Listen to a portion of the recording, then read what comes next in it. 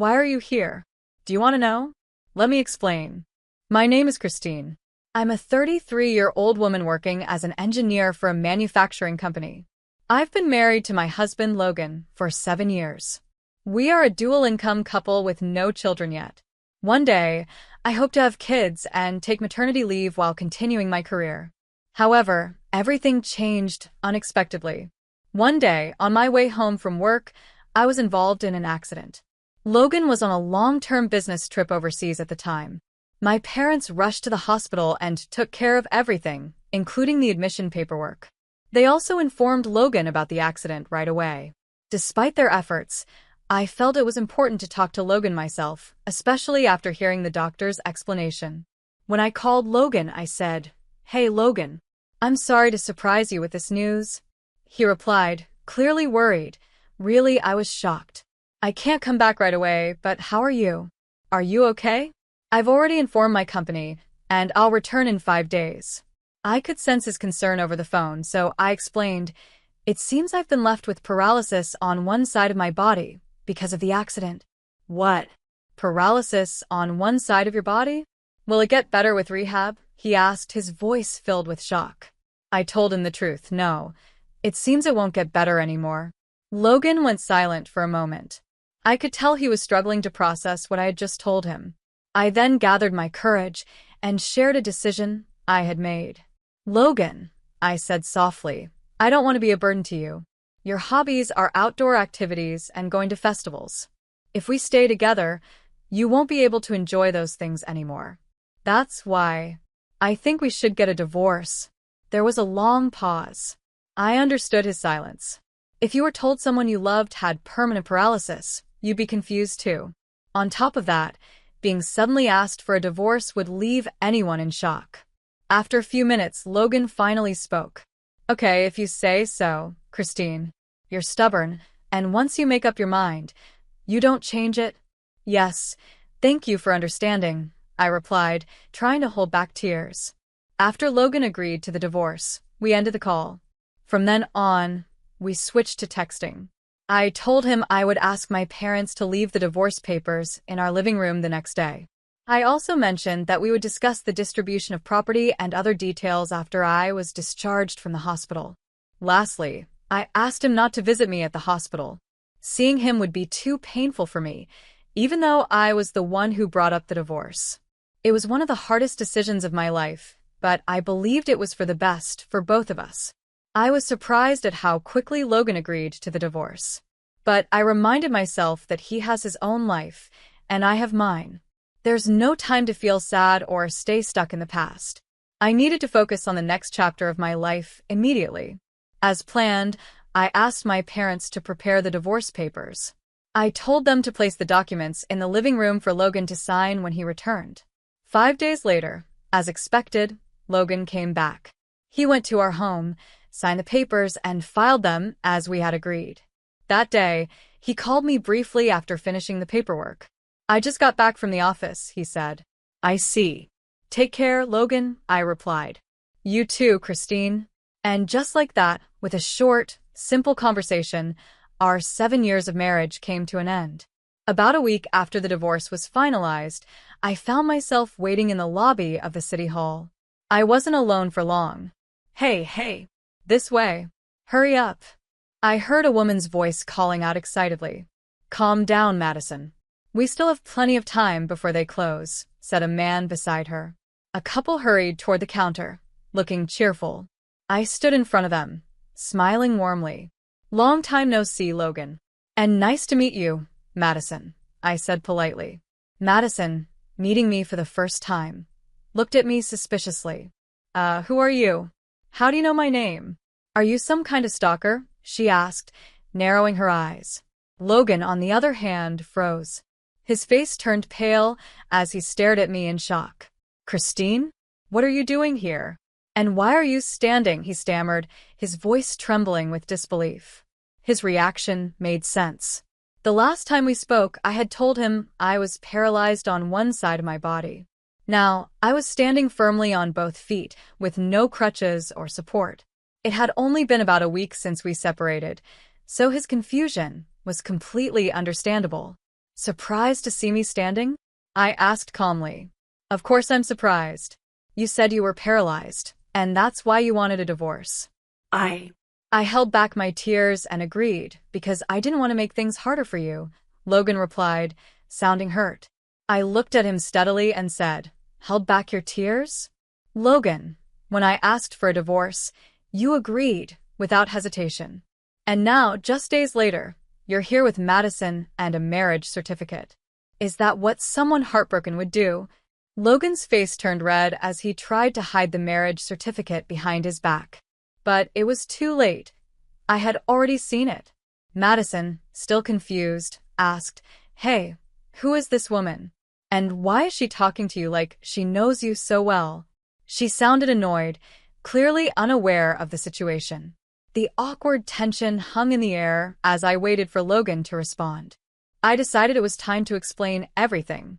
I turned to Madison and said, Nice to meet you. I'm Christine, Logan's ex-wife. Madison's face immediately changed, and she snapped, What? You're that ex-wife? The one who ignored and looked down on Logan? He's told me so much about you, how you treated him terribly and just dumped him out of nowhere. I can't forgive someone like you. It was clear that Logan had been telling her all sorts of things about me while we were still married. Her outburst caught him off guard, and he quickly looked flustered. Madison, don't say things like that, he stammered before turning to me. Christine, you need to explain. Why did you say you were paralyzed, and now you're standing here perfectly fine? I took a deep breath and calmly replied, Actually, I wasn't in a major accident. There was a big accident near me, and it scared me so much that I fell and sprained my ankle. It was such a minor injury that I felt embarrassed about even being in the hospital. Both of them stared at me in shock. Logan's expression quickly changed to anger. what? So you lied about being paralyzed just to get a divorce? Did you want to leave me that badly? Were you having an affair? I looked at him directly and said, Isn't that rich coming from you, Logan? You're here with Madison, getting married just days after our divorce. That's all the proof I need. Logan hurriedly defended himself. No, that's not it. I just met Madison a few days ago. It was a fateful encounter, and we felt so connected that we decided to get married without even dating first. His excuse sounded ridiculous, and Madison wasn't about to stay quiet. She glared at him and argued, How can you say that, Logan? We've been a loving couple for over a year. Even when Christine was causing you so much pain, I was there for you, supporting you. Don't act like what we have is something to hide. Her words left Logan visibly shaken. He put his head in his hands, realizing his excuses weren't holding up. Finally, he admitted, Yes, I did have an affair with Madison. But that doesn't mean I can forgive you, Christine, for lying to me. Why did you pretend to be paralyzed? I smiled slightly and replied, It wasn't a lie exactly. Do you remember the accident I mentioned? When it happened, this prototype I was working on also got damaged. I reached into my bag and pulled out a small mechanical doll. This is a project I've been working on since I joined my company. It's a robot, and I had just finished its prototype. When the accident happened, the doll's left side stopped working. In a way, this doll now has hemiplegia, just like I said. And no amount of rehabilitation can fix it. Both Logan and Madison were speechless as they looked at the broken doll in my hands. I'll be busy fixing the robot for a while, and I won't be able to join you for the outdoor activities and festivals you love. That's why I said we should break up, I explained calmly. Logan's face turned red with anger. That's nonsense. I don't believe you. You must have been cheating on me in secret and lied about the accident just to get a divorce. You were probably scared of paying compensation if your affair was exposed. Isn't that right? I sighed and said, Yes, I lied about having hemiplegia, but it wasn't to cover up an affair or avoid paying anything. I knew you wouldn't agree to a divorce otherwise, so I had to find a way to separate from you. Why would I refuse a divorce? He snapped, though his expression told a different story. My words had hit a nerve. His face flushed and he looked defensive, but he wasn't convincing. Without saying another word, I pulled out a folder from my bag. Take a look at this, I said, holding up several documents. These are our pay slips since we got married. It's clear from these that you can't afford to live on your own. Someone in your position wouldn't agree to a divorce with someone like me, who earns much more, without putting up a fight. Stop it, Logan shouted, trying to grab the documents from my hands. But before he could, Madison leaned in, curiosity getting the better of her. Wait a minute, Madison said, grabbing one of the papers. Her face twisted in confusion as she read. What is this, Logan? You always bragged about having a high income and getting big executive bonuses. That's why we had those fancy dates and nice presents. Was all of that a lie? Were you using Christine's money all along? Logan stammered. And no, It's not like that. okay, yes, my salary is low, but together with both of our incomes, it was manageable. Sure, I might have exaggerated a bit, but isn't that normal? Just a little embellishment. Madison interrupted him with a glare. A little embellishment? You lied to me about everything. You made me believe you were rich. And now I find out you were living off Christine's salary? This is unbelievable. Without money, you're worthless to me. Let's break up. Wait, Madison, no. Logan begged, but she turned away from him. Right in front of me, she dumped him on the spot. Watching him get rejected so miserably calmed me a little, but it wasn't enough. Well, Logan, I said firmly, you lied to both of us, so this is your own fault. But don't think your punishment ends here. What do you mean? Christine, I've already been dumped. I'm your ex-husband. Can't you show me a little sympathy? He whined. Ignoring his complaints, I grabbed Madison, who was trying to storm out, and signaled to the lawyer I had waiting nearby. Who's that? Logan sneered. Oh, I get it. You're having an affair, aren't you? No, Logan, I said calmly. This has nothing to do with an affair. It's just justice catching up with you. I am Christine's attorney, the lawyer said calmly. What? Why does a lawyer need to talk to me? Logan asked, irritated. His tone was sharp, but the lawyer stayed calm and professional. The lawyer explained, Logan, you had an affair with Madison while you were still married to Christine. Because of this, you are required to pay compensation to Christine. He then turned to Madison, who looked visibly annoyed and confused. Madison, the lawyer continued, you knowingly had an affair with a married man. Therefore, you are also required to pay compensation to Christine. Madison's face twisted with anger. Why? All I did was believe his lies about being wealthy. I was deceived too. Why should I have to pay anything? She argued. Logan joined in, his tone defensive. I didn't really do anything wrong. Why do I have to pay? This is unfair. Both of them tried to avoid responsibility, coming up with excuses for why they shouldn't have to pay. But their arguments didn't stand a chance. They both knew I existed, yet they went ahead with their affair anyway. No matter how much they protested, I was determined to hold them accountable. After more back and forth, Madison reluctantly gave in. She signed the necessary agreements, though she looked like she wanted to scream. Logan, however, continued to resist. Then, out of nowhere, he said something outrageous. Fine, he said. I'll pay the compensation, but Christine, let's get remarried. That way, you can cover all the living expenses and entertainment costs like before, and I can use my entire salary to pay off the compensation quickly. I blinked, stunned by his absurd suggestion. Are you seriously suggesting that? I asked. Why on earth would I remarry someone who cheated on me and then tried to leave me when he thought I was paralyzed? What's the big deal? Logan replied, almost casually. I won't cheat anymore, and you're fine now, right? Even if you're busy with work and can't join me for camping or festivals, I won't complain. So let's just get back together. Come on. His reasoning was so ridiculous that I could barely believe my ears. If you had a mechanical body, I thought to myself, I'd want to unscrew your head and replace your brain. But instead of saying that out loud, I replied firmly, Logan, there is absolutely no way I'm getting back together with you. You cheated, you lied, and you abandoned me when you thought I was at my lowest. Reconciliation is not an option, so don't even think about it. Logan finally seemed to realize that I was serious. With both my parents and his parents aware of the situation and fully supporting me, there was no one left on his side. Still, he wasn't done. I admit I have to pay compensation, he said with a smirk, but Christine, You should pay compensation too. Even after everything, he still tried to shift the blame. Typical Logan. I didn't want to keep listening to Logan's nonsense, but I decided to reply anyway. He smirked and said, "You know why? Because you were cheating too, right?